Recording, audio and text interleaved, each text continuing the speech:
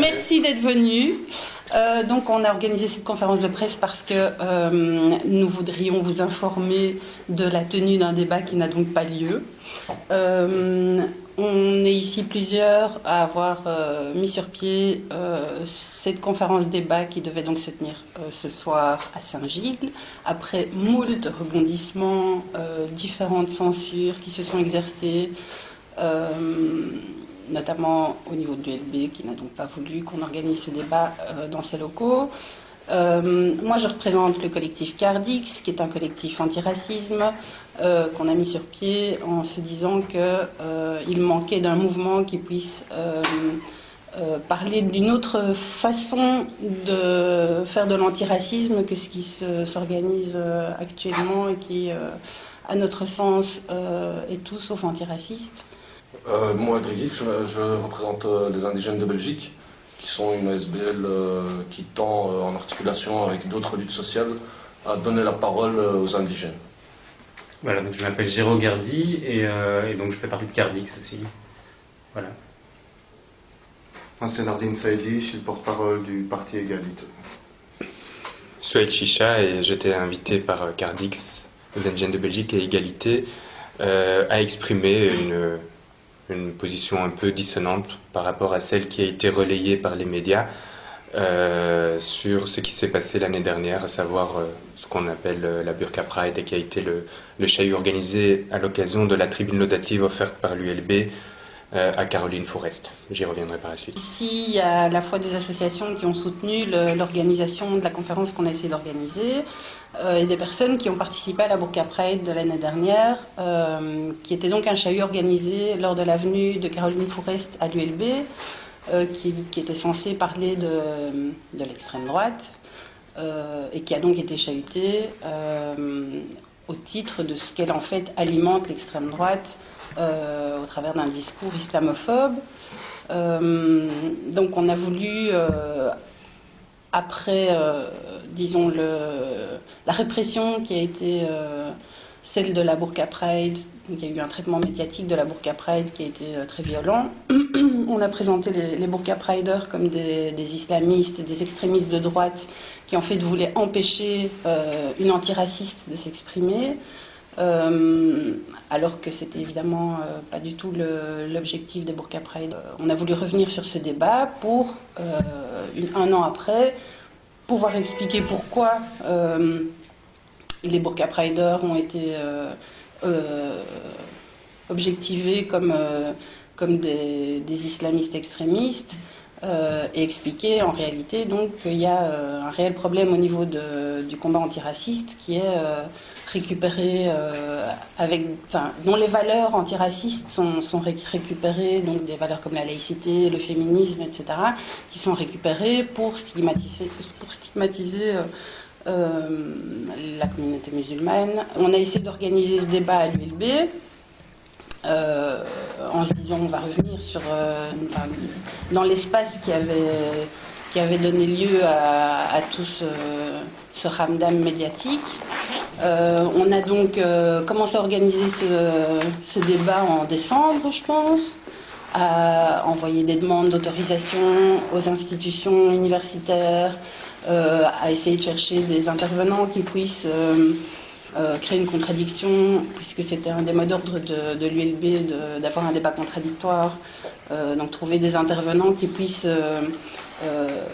et qui avaient donc participé au traitement médiatique de la Burqa Pride, comme Edith Kakelberg, Édouard Delruel, directeur du Centre pour l'égalité des chances.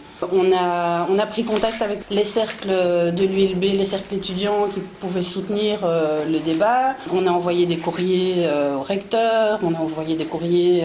On a demandé à Jean-Jacques Jespers de faire la modération. Il avait commencé par accepter.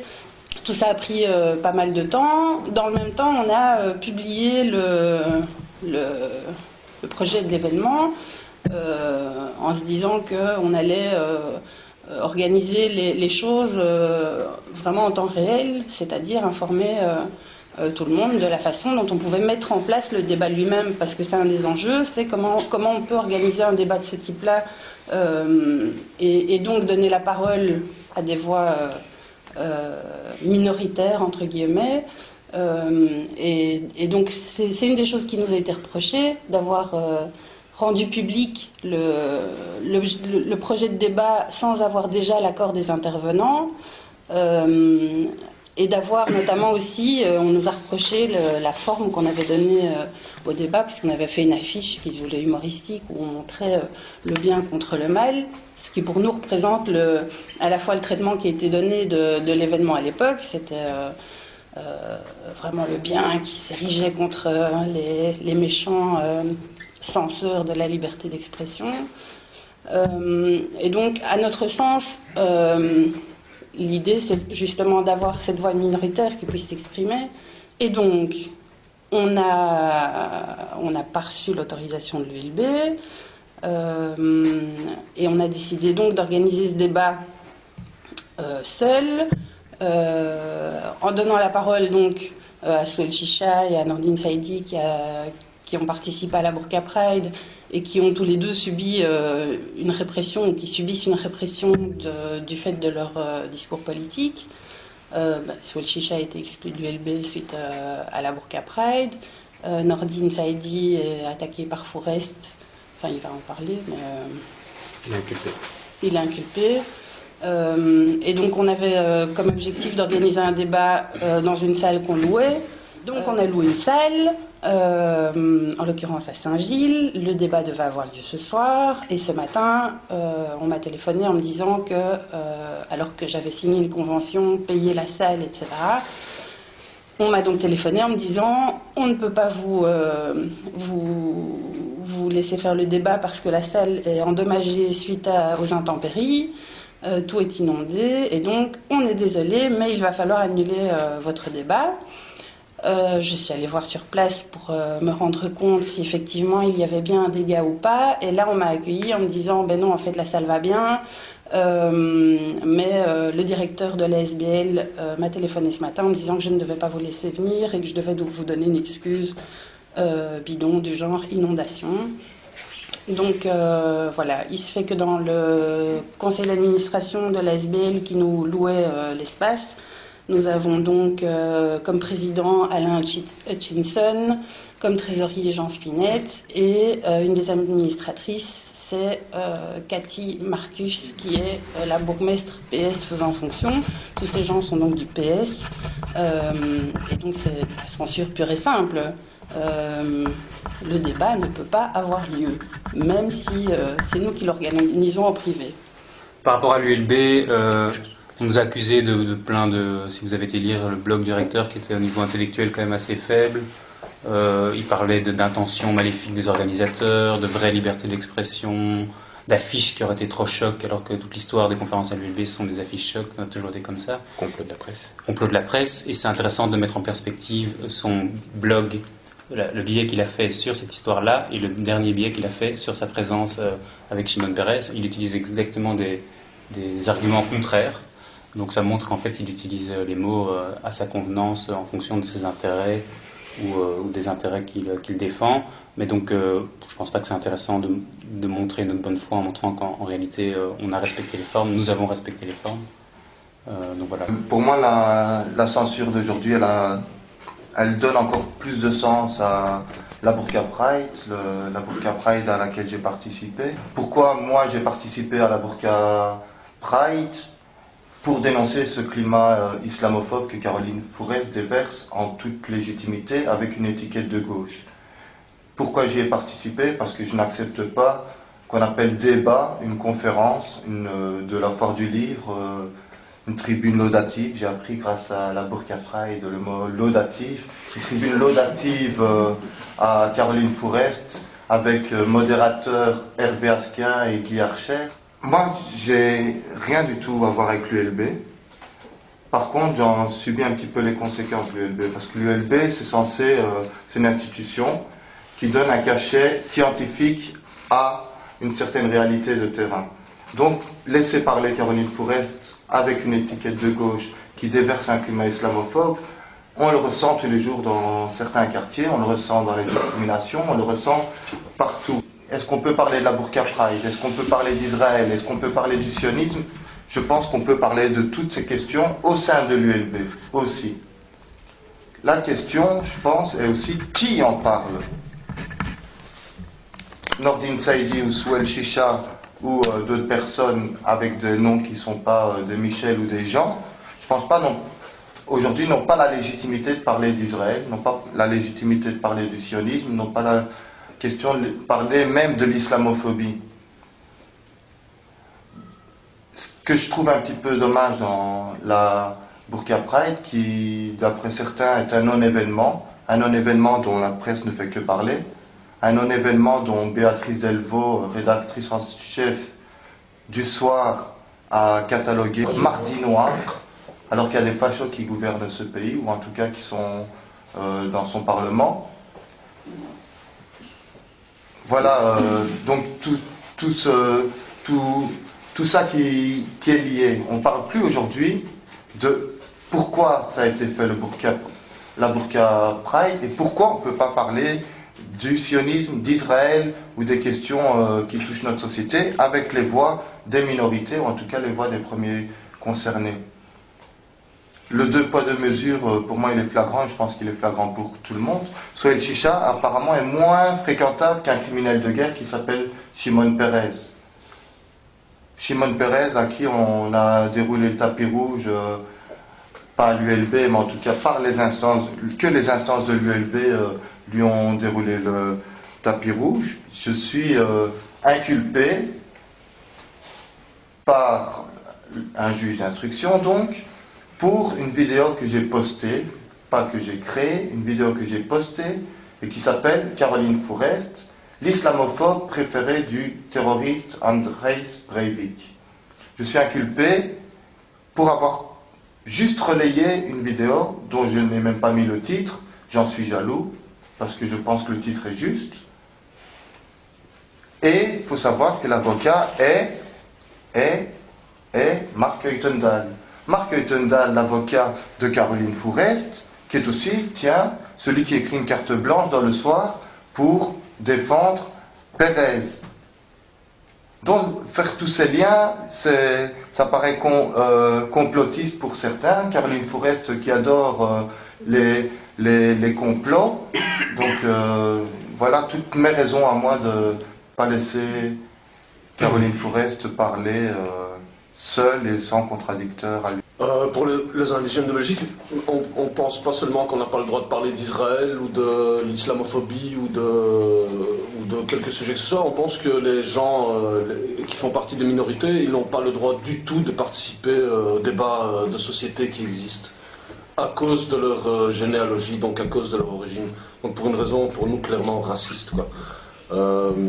Le fait de qualifier l'événement, le chahut de l'ULB de l'année dernière, de Mardi Noir, d'assassinat de la démocratie, ça dépasse toute mesure. Et il n'y a qu'à des gens comme nous qu'on peut faire subir un traitement pareil. Comme l'a dit Nordine, si on s'appelait Michel ou Paul, on n'aurait pas droit à ce traitement-là. Et on ne le voit pas que dans la participation à un débat, on le voit dans d'autres sujets. Par exemple, la manière dont les Belgo-Marocains sont traités par la justice, qu'ils soient en Belgique ou au Maroc, c'est très différent aussi de la manière dont Pierre, Paul, Jacques sont traités par la justice. Et donc on voulait participer à l'organisation de ce débat pour revenir sur tous ces sujets et permettre à quelqu'un à qui on interdit visiblement de parler, qui est politiquement puni, exclu de son travail pour avoir osé s'exprimer, pour lui donner on a d'abord voulu le faire avec un contradicteur, comme ça n'a pas été possible, on a souhaité le faire, de lui donner quand même la parole et lui permettre de s'exprimer et faire sauter ce blocage de gré ou de force quelque part pour que notre parole puisse passer aussi. Voilà. En 2006, Caroline Fourest avait fait l'objet d'une tentative d'entartage lors d'une précédente invitation à l'ULB. Il faut croire que l'université bruxelloise trouve quelques prestiges à Fourest-Val puisqu'ils sont invités régulièrement. Sans doute la majeure partie d'entre vous n'était pas au courant parce que ça n'a pas fait un événement du tout. Par contre, il a fallu que des indigènes chahutent celle que Grech qualifie justement de porte-parole de l'islamophobie de gauche pour que les les médias de ce pays, je ne parle pas ici de petits médias de province, mais des principaux quotidiens de notre pays, en ce inclut la télévision et la radio, rentre dans une hystérie raciste et commence à parler d'attentats contre la pensée, de Mardi Noir de la Belgique. Alors c'est étrange évidemment de parler de Mardi Noir de la Belgique, comme je rappelle que ce pays a été occupé par les nazis. Et donc tout à coup des gens chahutent une néo-raciste, et je mets Madame Fourest au défi de m'attaquer pour ses propos, parce que je suppose que cette vidéo lui sera relayée. Donc Madame Fourest, je vous accuse clairement de néo-racisme, et je confirme ce que disait tout à l'heure Nordine Saïdi. Vous êtes certainement de ces voix qui participent de la production de monstruosités telles que Breivik. Alors, notre propos ici n'est pas simplement de l'affirmer, notre propos n'est pas de faire un procès d'intention à Caroline Fourest. Caroline Fourest, qui est inexistante en tant que personne, elle n'est que le symbole d'un phénomène qui est plus structurel, d'un racisme qui est un racisme dominant, et c'est pour ça que pour la majorité des gens, évidemment, Fourest apparaît comme quelqu'un d'opposé et de mainstream, c'est parce que, malheureusement, nous sommes dans une société raciste dans laquelle Fourest ne fait qu'exprimer les choses que la télévision, nos hommes politiques et nos intellectuels médiatiques nous relaient pour l'essentiel.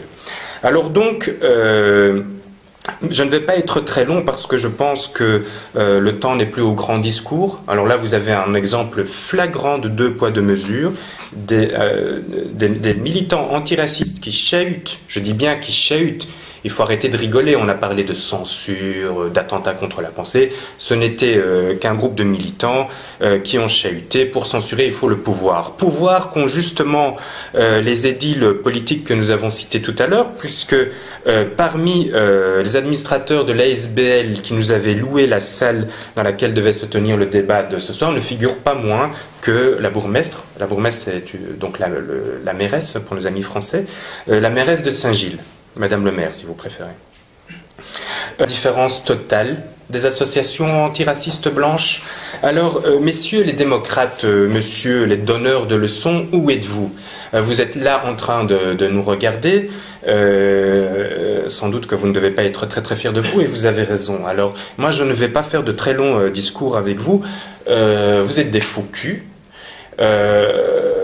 Prenez-en acte, nous prenons toute la mesure de la situation, et nous n'allons plus jouer très très longtemps. C'est-à-dire que si le principe démocratique qui permet à chacun de participer au débat public dans le respect de certaines modalités n'est plus respecté, nous n'avons plus intérêt à ce jeu démocratique. Personnellement, je ne vois aucune raison de respecter un discours dont la fonction première est de m'exclure du débat.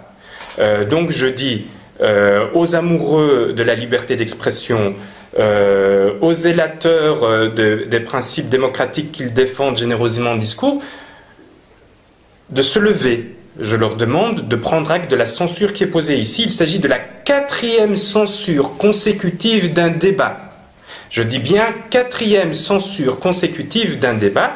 En outre, cette dernière censure n'est pas simplement une censure, elle viole le droit puisqu'elle viole une convention qui a été signée. Et donc j'interpelle la société, j'interpelle d'abord ceux qui auraient dû être à nos côtés et qui brillent par leur absence. Je parle de la gauche, je parle du monde associatif antiraciste, qui non seulement aurait dû se retrouver à nos côtés, qui non seulement brille par son absence, mais qui surtout se retrouve au premier rang de nos détracteurs. C'est inacceptable.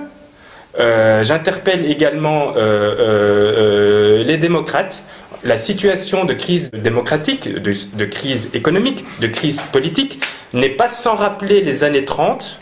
La figure du musulman aujourd'hui n'est pas sans rappeler celle du juif dans les années 30.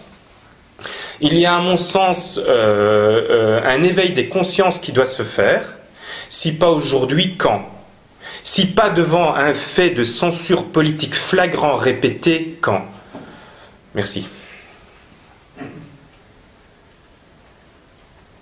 Est-ce qu'il y a des questions ? Vous dites, excusez-moi, juste une précision, vous dites la 4e fois que vous êtes censuré. Vous pouvez me dire les quatre fois? Oui.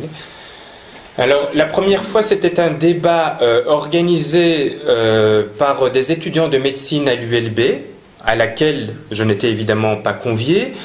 Conférence qui devait voir trois professeurs de l'ULB et un de l'UCL, à savoir Jespers. Quel est le prénom de Jespers de mon ami? Jean-Jacques Jespers, qui est par ailleurs, je pense, président de la d'Infocom, donc de la faculté du département de communication de l'ULB, d'Anne Morelli, de Jean Bricmont de l'UCL, de la 4e m'échappe.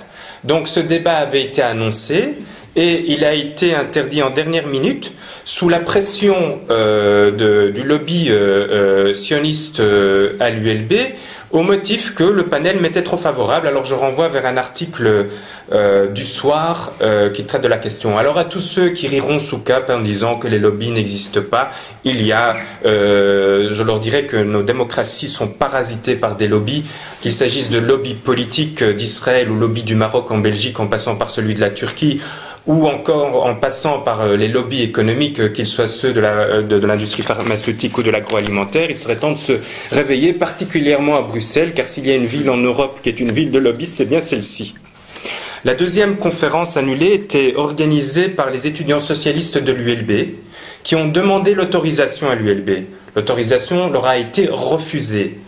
Ces étudiants socialistes, qui sont encore à l'âge tendre du socialisme convaincu, ont donc décidé de faire cette conférence sur les pelouses de l'ULB, c'était l'été. L'ULB leur a donné donc l'interdiction de débattre sur la pelouse. Soit, se sont dit ces courageux et braves étudiants, ils ont donc dit, messieurs les censeurs, nous allons donc débattre dans notre local. Ce à quoi le recteur de l'ULB a dit, que nenni, je vous interdis de débattre de la Burqa Pride dans votre local. Ce qui est énorme, je veux dire qu'aujourd'hui nous avons une université où les enseignants, où les étudiants doivent lever le doigt et demander l'autorisation de débattre, soumettre à l'autorité universitaire le choix des intervenants, les modalités du débat, voire même l'affiche, car monsieur le recteur n'aimait pas l'affiche de notre précédent débat. Troisième, ce qui m'amène à la troisième annulation qui a été l'interdiction du débat organisé par Cardix, et enfin la quatrième qui cumule non seulement la censure à la violation du droit, puisqu'il s'agit ici non seulement d'une censure politique, mais en plus d'une dénonciation d'une convention commerciale signée. Or, s'il y a bien quelque chose de sacré dans notre société, c'est bien ce qui est commercial. La cinquième censure, par défaut, pourrait être celle de la presse, étrangement absente des lieux. Alors lorsque j'étais King Kong, lorsque j'étais qualifié d'islamiste, j'avais un nom, je mesurais 40 mètres de haut, j'avais une armée, la Libre avait même titré Chicha, la police se mobilise, et depuis que l'on a découvert que je n'étais pas tout à fait si islamiste, je deviens un assistant de l'ULB. Vous voyez un peu cette manière de construire les objets du discours. Hein. Sans doute que si j'avais été réellement un terroriste islamiste, sans doute il est même évident que toutes les places que vous occupez seraient là occupées par la presse, évidemment. Parce que l'indigène dans notre société ne peut exister que par la négative. Je veux dire, soit nous sommes les méchants, les mauvais, et la parole nous est donnée, mais s'il se trouve que nous invoquons les valeurs du système auxquelles nous adhérons tous, la liberté d'expression, la liberté d'association, le droit au débat démocratique, eh bien là, tout à coup, non seulement on n'existe plus, et ces valeurs qui sont sacralisées, sanctifiées, sont bafouées dans le mépris et l'indifférence la plus généralisée. Moi, je voudrais rajouter sur ce que Souhail dit par rapport à la censure et l'appel qu'il lance à toutes les forces progressistes de gauche. Moi, je lance aussi un appel aux journalistes. J'ai eu plein d'interviews. Qu'elles soient filmées, ou qu'elles soient radio, ou qu'elles soient de la presse écrite, mais très peu sont parus. Et je pense, par exemple, lors de l'assassinat de Ben Laden, Je pense aux fameux questions à la une sur l'islamisme en Belgique, où j'ai passé une demi-journée avec Frédéric de Borsu. Et pourtant, il n'y a eu rien. Donc, je me rappelle avoir envoyé un SMS à monsieur de Borsu en lui disant « La prochaine fois, je vous dirai que je veux égorger tous les non-musulmans et que je veux brûler Bruxelles. Comme ça, je suis sûr que ça passe à la télé. » D'ailleurs, c'est bien ce que nous voulons faire. Mais, donc, pour moi, c'est très clair, c'est que parler, être un radical et un intolérant et être un islamiste, pas politique, mais un islamiste comme eux le voient, comme la société dominante le voit ou les médias le voient, ça, ils ne sont pas censurés, c'est bon. Avoir une parole de citoyen belge, bruxellois, qui vit dans les quartiers populaires et qui remet en question politiquement la situation dans laquelle la plupart des habitants sont, pour des raisons de discrimination prioritairement, ça ne peut pas être entendu. Je précise à l'attention de Béatrice Delvaux du Soir qu'il s'agissait tout à l'heure d'une blague et que nous ne comptons pas égorger les non-musulmans de Belgique. Ah, c'est une précision utile à destination des journalistes, à la destination des journalistes et autres mal comprenants. Par exemple aussi, pour revenir sur les gens étaient là, donc si je mens, il y en a qui lèvent le doigt. Moi, ce qui m'a choqué à l'ULB, comme je vous dis, mais aussi avec cet événement du Burqa Pride, j'ai beaucoup appris, même sur ma vie. J'ai gagné 10 ans, j'ai jamais mis les pieds à l'ULB, j'ai pas fait... Donc... Et aujourd'hui, je le regrette, mais vraiment pas du tout. Mais pour moi, l'ULB, de mon chez-moi, c'est quand même des gens... ouverts, de gauche, qui vont analyser ma situation et me donner des outils pour en sortir. En fait, non, c'est un gros sac où des ânes, mais des gens formatés pour nous taper sur la tête. Et donc, vraiment... Je nuancerai quand même, tout le monde n'est pas recteur de l'ULB. Hein. Recteur. Mais ce que je voulais vraiment dire, en fait, ce qui m'a choqué à l'ULB, c'est le Asquin qui dit est-ce que vous êtes de la maison? Comment est-ce que je suis de la maison? Parce que je sache, moi, l'ULB, on me contradira ou pas, c'est pas privé. Est-ce que les universitaires, est-ce que moi, ou n'importe quel citoyen qui n'a pas mis les pieds à l'ULB ne peut pas aller se rendre à des conférences et écouter? Non. Moi, ce que j'ai entendu ce jour-là, c'est que l'université, et il y a un livre ici qui se vend, qui explique un petit peu la burqa blabla. Ce que j'ai appris moi aussi ce jour-là, c'est que je suis rentré dans une église en fait. Le type, il me parlait de la sainte, les termes, je sais pas, c'est en latin. Mais franchement, je me suis trompé de lieu, quoi.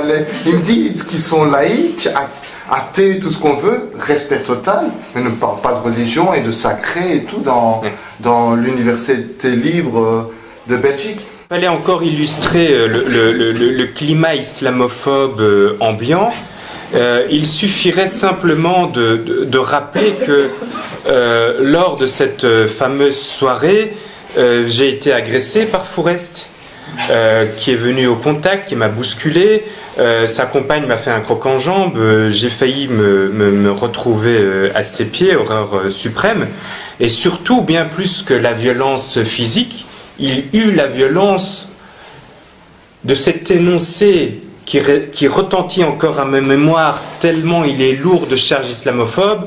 C'est lorsqu'Archer me tend le micro, il me dit « J'ai toujours su que vous aviez une burqa dans la tête, merci pour votre coming out ». Il y a une double violence. Il y a évidemment une violence dans l'énoncé, en ce qu'il a d'assignation identitaire, dans ce qu'il peut mobiliser d'affect lié à l'islam, à l'islamophobie. D'ailleurs, Archer complétera dans la presse en disant « Pauvres musulmans entre Chicha et Le Pen ». Donc entre Chicha et Le Pen, 2 petits points, pauvres musulmans. La deuxième violence, c'est que cette insulte criée publiquement est passée inaperçue à l'oreille de la grande majorité des présents.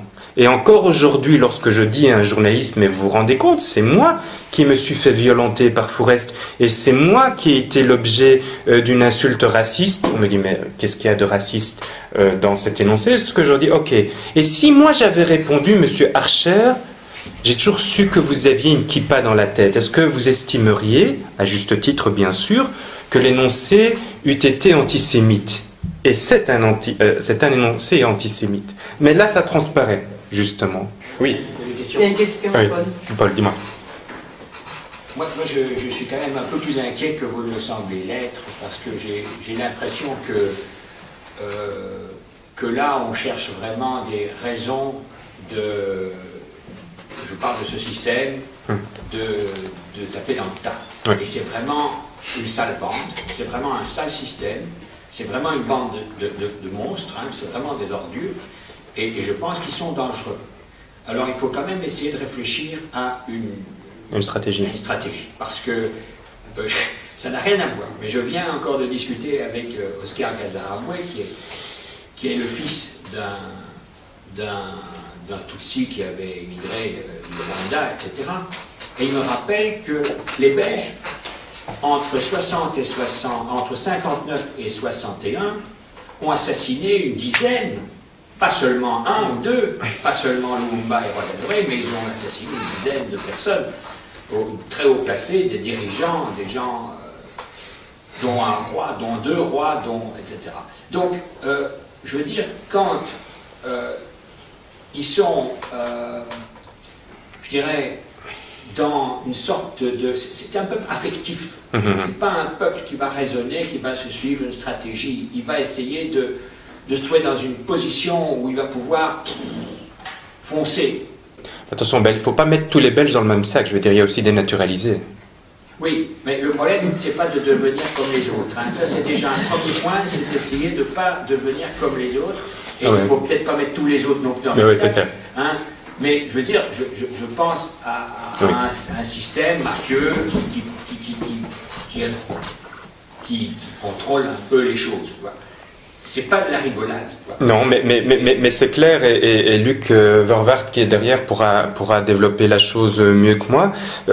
C'est clair que nous sommes dans une dynamique qui a été initiée notamment par les lois antiterroristes, une dynamique de contrôle et de répression sociale, et cette répression sociale ira en s'accentuant avec la crise économique que nous connaissons et qui est appelée à empirer. Donc la question du contrôle social qui va de la disqualification à l'élimination de toute pensée politique qui pourrait devenir un grain de sable dans le rouage est clairement une question qu'il faut mettre sur la table et qui nécessite justement une table ronde aujourd'hui des militants qui luttent, des anticapitalistes, de la gauche, des syndicats, du monde du travail, parce qu'aujourd'hui finalement nous sommes dans une période de profond recul, non pas des droits de quelques-uns, ça commence évidemment par quelques-uns,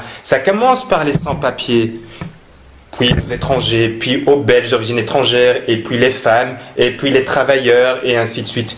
Mais si aujourd'hui le débat n'est pas ouvert et si les alliances objectives ne sont pas réfléchies, alors effectivement, j'évoquais tout à l'heure les années 30, mais je crois que beaucoup me moqueront en parlant de Point Goodwin, mais la crise que nous connaissons actuellement est similaire, on peut faire un parallèle saisissant sur pas mal de choses, avec l'Allemagne nazie. Je parle bien de l'Allemagne nazie pré-génocidaire, donc je parle de l'Allemagne nazie des années 30.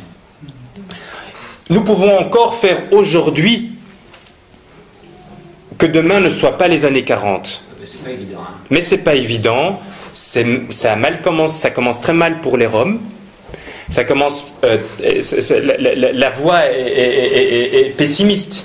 Mais je crois que si aujourd'hui tous ceux qui ont la prétention de militer pour un certain nombre de droits dont la majorité de la gauche se revendique, alors effectivement la pente est non seulement glissante, mais elle est terriblement, terriblement descendante.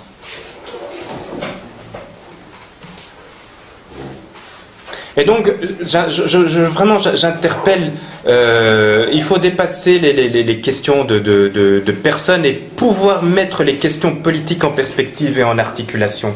La question des sans-papiers, la question des Roms, la question du travail, la question de la mondialisation, la question de la violation des droits politiques des uns, des homosexuels, aux indigènes, en passant par les immigrés, aux retraités, sont autant de dynamiques si vous voulez, de préservation, de domination articulée au bénéfice premier du grand capital. Alors, messieurs les gauchistes, réveillez-vous, ou de grâce, cessez votre comédie. Oui, c'est vrai.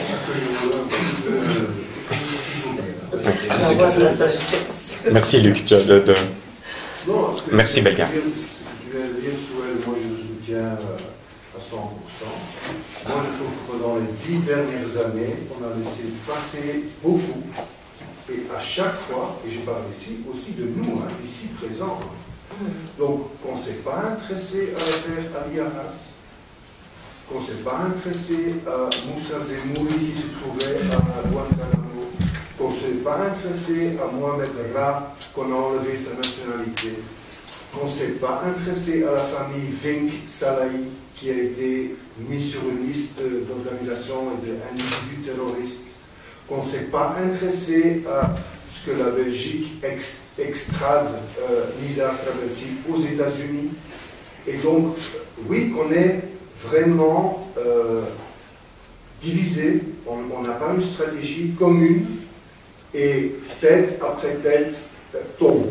Je parle de 2003 Diab Abu Jaja et ce qu'on prépare pour Nordine Saïdi avec toi entre les deux, c'est un peu la même chose. Donc il est temps, je trouve, de vraiment se mobiliser dans le sens qu'il faut qu'on fasse vraiment une unité entre toutes ces affaires. Et moi je ne vais même pas au-delà de ce qui arrive aujourd'hui à la communauté d'origine immigrée marocaine et musulmane. Parce que les coups les frappes de notre État se dirigent avant tout contre cette communauté. C'est évident. Et donc quand je vois que par exemple des académiciens et des organisations des droits de l'homme protestent contre la dernière loi antiterroriste qui vient d'être votée par notre Parlement comme pour bien commencer l'année, alors on se dit inquiet sur que les syndicats ne pourront plus exprimer, etc. Mais il ne mentionne pas que la cible centrale est avant tout, c'est la communauté d'origine immigrée marocaine et musulmane. Et si on ne dit pas ça, qu'est-ce qu'on dit ce qui se passe dans ce pays? Que les jeunes se sentent trahis par les démocrates belges et que ça s'éloigne de plus en plus et ça se radicalise de plus en plus. Donc je trouve que c'est un combat pour moi. Moi j'ai écrit, la Belgique est connue pour ses disputes entre flamands et wallons et le rôle de Bruxelles, blablabla. Mais la fracture en Belgique entre la communauté d'origine immigrée et la Belgique, elle est peut-être beaucoup plus profonde que tout ce qu'on entend dans les médias, mais de cette fracture-là, on ne parle pas. Et vous en êtes la victime, comme Nordine, comme moi, qui est exclu, comme la femme de Taoui a été exclue, comme Morsine Moïden a été exclue, et on peut faire la liste. Mais oui, ça permet de boucler la boucle et de revenir à Fourest. Effectivement, tu as raison. Aujourd'hui, un des racismes dominants est l'islamophobie, dont la gauche commence. Je rigolais parce que je voyais sur Facebook tout à l'heure des études. Je crois que c'est la Fédération des jeunesses socialistes qui pose aujourd'hui la question de savoir si l'islamophobie est un racisme respectable, point d'interrogation. Alors aujourd'hui, oser mettre un point d'interrogation derrière cette question dénote quand même un sens de l'humour bien plus acéré que le mien. Et donc, oui, aujourd'hui, effectivement, ce discours raciste qui est un discours de crise, hein, pendant que l'on discute de si une femme peut porter un foulard ou pas, on oublie de parler du fait qu'elles sont les premiers à être exclues du marché du travail. On oublie de dire que toute une série d'acquis sociaux qui vont du remboursement d'un certain nombre de prestations médicales au centre d'accueil pour les enfants sont en train de disparaître. On permet d'oublier ça permet de faire oublier, si vous voulez, que visiblement nous n'avons plus un gouvernement qu'en charge période après semestre de définir ce qu'il faut élaguer dans les dépenses publiques. Et donc nous avons aujourd'hui une islamophobie qui est l'opium du peuple. Nous avons aujourd'hui une islamophobie qui est un discours politique, qui est une communication qui sert à voiler l'absence totale justement de réponses politiques aux défis que sont les nôtres. Et aussi à provoquer des réflexes conditionnés. Bien ça, sûr. c'est très important, parce que ça provoque une peur, ça incite. Exactement. Ça crée des gens qui, dans des circonstances données, vont agir d'une certaine façon. Et j'ose pas parler, quoi. Hein. Ah oui, oui. C'est vraiment très, très, très lourd comme situation. Mais des fois, ça peut virer au burlesque. Je veux dire, lorsque la Libre titre « Chicha, la police s'est mobilisée », je les ai tous massacrés. Chicha, la police se mobilise. Je veux dire, c'est tellement absurde de se dire, tu verrais ça dans un film, ça paraît pas crédible. Et pourtant, le principal quotidien de ce pays a eu ça comme titre. Et c'est passé totalement inaperçu. Donc ce jour-là, j'étais King Kong, je faisais 40 mètres de haut, et il y avait des hélicoptères qui tournaient autour de ma tête, j'en ai 6 hier. On est vraiment à un niveau où le discours, où les mots sont complets. Il y a encore de l'humour là-dedans, il faut quand même voir l'ironie aussi de l'autre côté. Ah, il n'est pas... Non, il est... Il y avait un peu d'humour là-dedans. Ah non, je ne crois pas. Non, honnêtement, à l'époque de l'hystérie raciste qu'il y avait, il n'y avait mais strictement rien comme humour. Je veux dire... Non, malheureusement, non. C'est une alimentation de la peur. Oui, c'est une alimentation de la peur, je veux dire. Il ne faut pas se tromper d'analyse non plus, hein, parce que là, alors, on est parti pour la gloire. En parallèle aussi avec tout le constat climat islamophobe qui fait penser aux années 30, les différents cas que Luc il a cités, il y a ceux qui, avec le parti Égalité, il y a ceux qui ont fait un constat qu'il faut s'organiser et ne plus se justifier à un certain nombre d'accusations. Parce que dénoncer ces faits, c'est être par les amis, les camarades de gauche, c'est beaucoup jouer le jeu de la victimisation, c'est jouer de la division dans la gauche. Et donc, moi j'ai toujours dit que dans les populations sans papier, dont on ne parle jamais, immigrés, ce sont ceux sur qui on teste les mesures.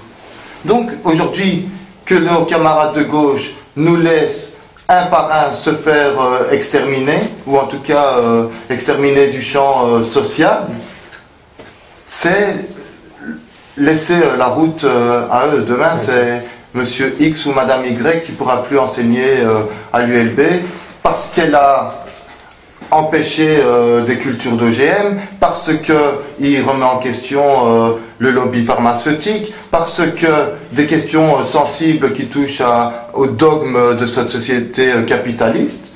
Eh bien voilà, aujourd'hui, laisser les islamistes, les terroristes se faire massacrer un par un, c'est vraiment demain la porte à un climat de McCarthy comme il y a eu aux États-Unis. Où moi je comprends pas comment il n'y a pas une intifada ou un soulèvement ou un réveil au sein de l'ULB quand on parle de recteur là, ou de recteur qui dit la fiche ne me plaît pas. Je sais pas où vous devez tomber encore plus bas pour qu'il y ait un réveil dans cette institution.